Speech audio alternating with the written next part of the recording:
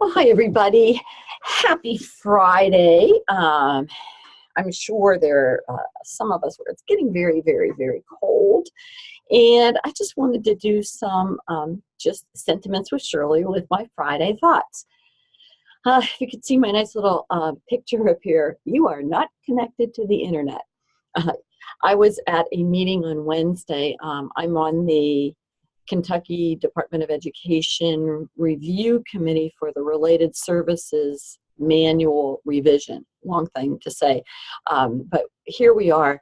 I was in charge of the Google Doc of typing our last revisions in, and where we were working, the power went out. We had huge winds here on Wednesday, so it was like so I kept looking to see what did I have going on. So I'm guessing the next week with some of the projected weather, we may get knocked off the internet from time to time. But I just wanted to give you a heads up and say, just be aware of it. We've all experienced it. Some miscellaneous things. Several of you talked about your mentors. I'm trying to think who had the CHT mentor. It's not sticking with me right now. I know it wasn't Kathy, Stephanie maybe, but this was my mentor. Gladys Masagatani used to teach here at Eastern Kentucky University, and one of the things that about Gladys and my relationship is Gladys was an introvert, or I'm an extrovert. She was someone who is calm, always thinking. And, I just kind of go flying off the handle sometime, rushing to judgment, having to get my ENTJ under control. And I learned so much from her. And that's what I heard you saying this week. So I thought I would share with you that most leaders do have mentors. You may have multiple mentors, and they don't have to be in the discipline. I was very fortunate that mine was, or at least one of mine was. And I know that many of you talked about that in your personal journals. Now, just to remind you, it's like I can only see those, so I won't discuss those from any specifics, but just kind of remember that move your writing from opinion to higher order thinking. I think that's really important. So as we're moving along in here, use some of the action plans that you set forth in week one. And if you didn't get there with week one, well, then week 3 we'll have them. But, what are you learning? What can you learn from these leadership tools? That was something Gladys always would sit down and say with me. And she'd just walk in my office and sit down and say, so what do you want to do with what you've learned? And I'm like, well, I just want to be happy and move on. And she's like, no, you've got to strategically think. And I'm thinking, oh, my poor head. So whenever I had lunch, dinner, encounters with Gladys, my head always hurt. And I guess I'm very thankful for her for that time she invested in me. Now, our archetypes. I kind of messed up with trying to put this together on a graph and ran out of time. So coaches rule in this class right now.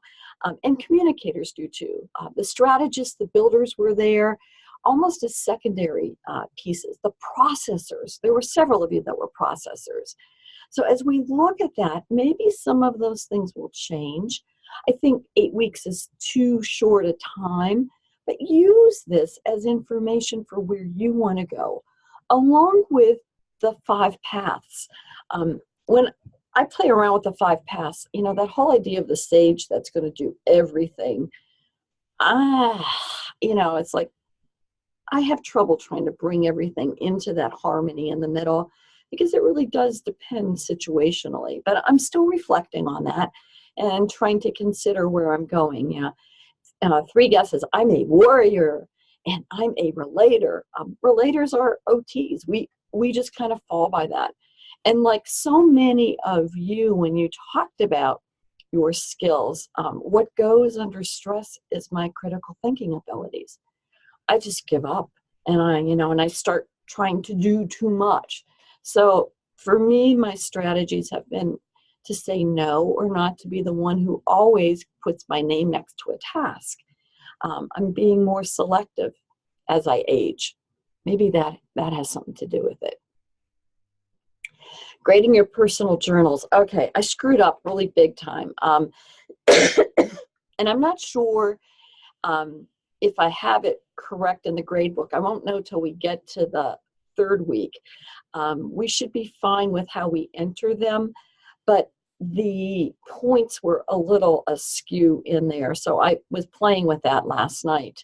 And if you notice on here, I do put comments at the bottom, so you don't have to respond to them, but you may want to just at least reflect. And if I haven't messed up the grading so much, I'll make sure that I tell you it's 10 out of 10 or 9 out of 10 in the comments section from now on. And I owe you all an apology too, because I messed up the Collaborate last night. I put in the wrong time for my office hours, and then I couldn't figure out how to change the time. And I kept thinking, what's wrong here? So Robin Scarlett, thank you so much for reaching out and saying, are you here? What can I do? So I apologize for that one yesterday. I think I have it all set up. I worked with the ID this morning, and she reconfigured it for me. So I'm learning how to use Collaborate. You'll be using that when you are working on your capstone projects for your presentations. So stay tuned, and let's just try to play around with it as needed. Do you have to come in for office hours? Oh, no, but I'm there if you need me. Now, some kudos. We like to say good jobs to people. I really want to thank all of you. You went above and beyond in the discussion board for my expectations. And if you didn't read Kristen Wiley's post, oh my gosh, Kristen, I just love you because you're a graphics person too. And in an online class, really bringing back in Maslow's hierarchy. The other leadership theory that you shared, that was really helpful. It just kind of piqued my interest. Kelly and Angie posts demonstrated strong reading connections, use of cases from Northouse, or their personal experiences. Angie really kind of got into that personal side of it. And that was a nice pull back into your practice so you could begin growing. Brianna quoted from Northouse, leaders change the way people think about what is possible. And several of you had talked about, Bernadette, I think you said, I never saw myself as a leader. And Stephanie said, I now see myself as a leader, but this is how I evolved. And then Christina, you talked about leaders really help others attain their goals. And that's the piece where you've got to be mature enough to step back to allow others to blossom. And I think that's something that OTs bring to the table really well. I know, let's see, Brianna and Kristen are both in Michigan, and so have gotten to hear Amy Lamb talk. And that there's nothing more invigorating than to hear an AOTA president give, the keynote address. So I'm hoping to see many of you in New Orleans this year to hear our leaders speak to us, help us get revitalized. And there'll be more on that in future Friday posts. Now, this week we're looking at behavioral, situational, path goal, and leader-member exchange theory. Look at how we use those. I know I've already kind of peeked in here a little bit. Shannon talked about, I really like situational. Situational really does impact the way we do. We don't do things the same way each time. But when we have a certain task, path goal sometimes really does work well, or leader-member exchange theory. So have fun with it. I can't wait to see the comments coming forward. And leadership examples, I really wanted to give you all kudos about just the discussion that you've had about what are leaders. And in your journals that only I can see, you gave some really good descriptions, along with what you put in with What advice were you given about leadership early on in your careers? Look to see how your description of what is leadership to you, how it may evolve or change over this 8 weeks. That'll help, and that may come up when you write your final paper in this course. Most everyone is doing just great this week. Again, nice job, nice job, nice job. A couple suggestions for the discussion board.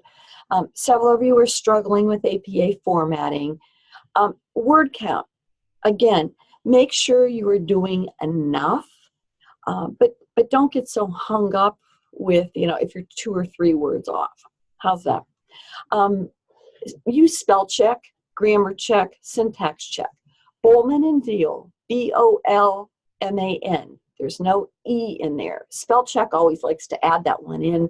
So if you're writing in a Word document, you may want to save it, to add to your dictionary as that.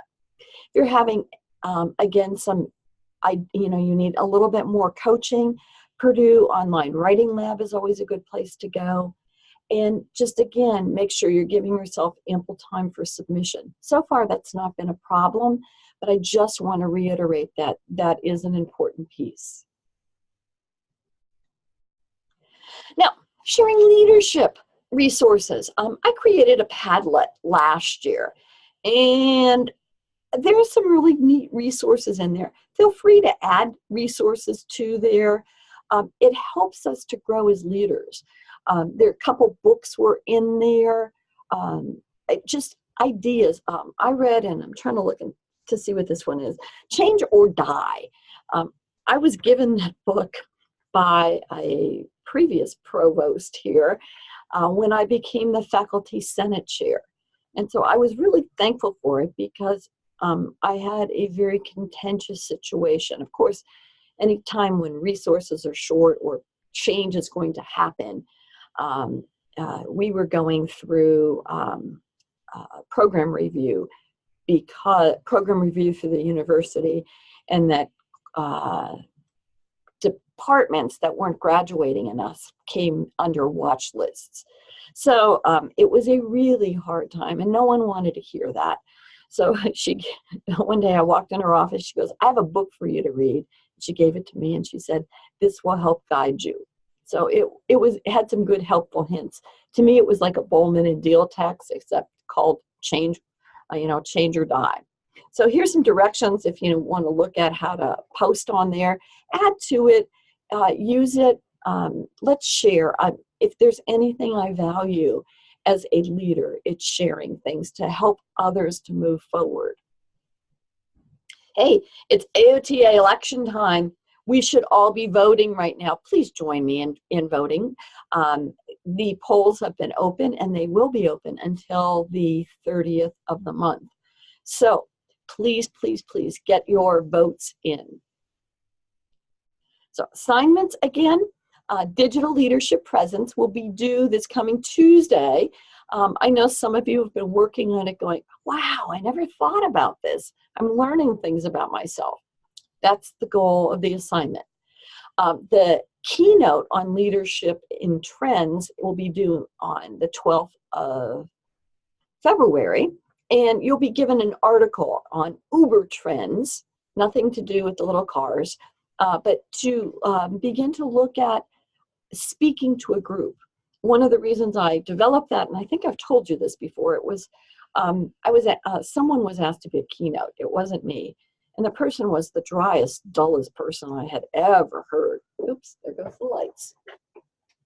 And I thought, what don't you prepare? What would you not do? And then when I thought about what is leadership, well, leaders are asked to share their expertise. And so we'll all be asked to share our expertise. So you could dream big and fabricate what you would be sharing with a group, but it'll be shaped by the Uber trends. And then, of course, we're watching movies. I think everybody's picking movies out. Have fun with that. And as Stephanie had asked on the virtual office, the Major Leadership Project, which you'll be preparing a PowerPoint and then talking it through with VoiceThread, is due March the 3rd. That's the last day of week 7 at noon on that Sunday. And then we finish up week 8 with your leadership analysis paper, which is where you also put your LinkedIn link. So I could look at your profiles and to see how you've developed them. And of course, our participation is typical. You've got the pattern down. Woohoo, I'll take that. No personal journal till week 3. Now, the only picture I could find of this, this is another thing I do as a leader here. I am the coordinator of the Faculty Innovators here on campus. We are a group that promote pedagogy and developing excellence in Eastern's professors will be happening again the week of January 29th. It's really going to start January 28th, but when I was coming up with the picture, all I could find was this one from last year. They haven't posted it online yet. But if you want to look at what we do, I linked you to our DEEP area. We have 24/7 continuing education available for faculty to develop their pedagogy. And they can move along the way from a learner to an advocate to a scholar. And I think it's a really nice way. It's just like what you all do in classes, but faculty do that. And so I wanted you to know that faculty just aren't just static. And if you want to check out the innovators and what we do, it's there. So next week is Deep Week here. I will be talking at a luncheon on Thursday, I think, of next week for that. Well, it's time to tell you to have a good weekend. I like this graphic. Ability is what you're capable of doing. Motivation determines what you do. Attitude determines how well you do it. I know last week I alluded to the fact that I was toying with a major leadership opportunity, and I was asked to run for faculty regent. I've decided not to do it. I've gone back and forth. I have swatted it out, up, down, back, forward, and decided that my heart really isn't in it right now. And I don't think I'm the person that needs to be out there. My leadership style is not going to be as supportive of, I think, some of the challenges that will be coming forward to represent faculty. And if I did do this, I would have to give up my faculty innovator role, which I really have realized is very close and near and dear to my heart. So it was a hard decision, and I wanted to share that with you because many of us have to look at what opportunities come along. Do I take them? Do I not? Well, you have to make up your list of pros and cons, swat it out. Week 3 materials will be up tomorrow morning, should you have time to work ahead. And have a great, great weekend. Stay well. Talk to you all online. And hopefully I will not mess up office hours this week.